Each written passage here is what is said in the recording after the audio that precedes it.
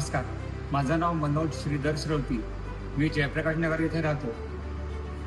मागच्या जून महिन्यामध्ये 22 तारखेला माझ्या आईचं अचानक दुःखद निधन झालं आणि आम्ही त्यावेळेस संकल्प केला होता की आईला न सांगता की आईचं नेत्रदान करावं म्हणून.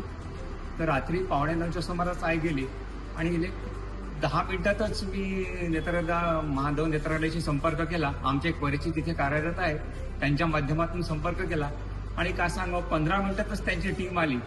त्यांनी आईला बघितलं, डोळे बघितले आणि फिट आहेत म्हणाले डोळे नेत्रदानासाठी. त्यांनी डोळे आईचे काढून घेतले आणि एक मनात समाधान वाटते आहे की माझी आई कुठेतरी डोळ्यांनी बघते आहे. भले दुसऱ्यांच्या माध्यमातून शरीर दुसरं का असेना, पण आईचे डोळे हे जग बघतात आहे.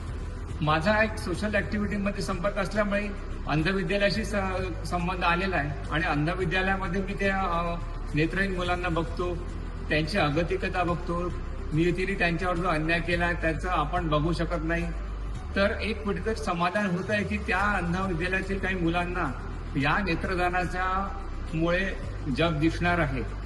तर मला आपल्या सर्वांना अशी विनंती करायची आहे की आपल्या भारताची परंपरा आहे दानाची.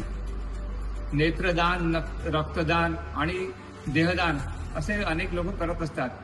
तर आपला जेव्हा आपण मृत्यू पावतो त्या देहाची किंमत शून्य होते.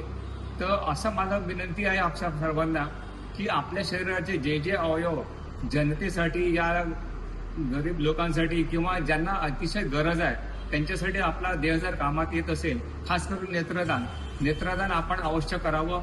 माधव नेत्रालय हे अशी एक संघटना आहे की ज्या या सामाजिक बांधिलकी जपणारी संघटना आहे. अनेक खेड्यातल्या गरीब वस्तीमध्ये हे जाऊन इथले कार्यकर्ते कार्य करतात आणि मला जो अनुभव आला, एक 15 मिनिटाच्या अंतरातच ते लोक आले आणि काहीही त्रास न होता माझ्या आईला जेव्हा नेत्रदानाची करायची वेळ आली तेव्हा असं बरेच लोकांनी सांगितलं की ते डोळे विचित्र विद्रूप दिसतात वगैरे, तसं काहीही नाही. अगदी सहजपणे त्यांनी डोळे धुवून गेले आणि एक समाधान आम्हाला दिलं की भले आई आमच्यात नाही आहे, पण आईचे डोळे या जगात वावरात आहेत, ते बघतात आहेत. याचं मला खूप समाधान आहे.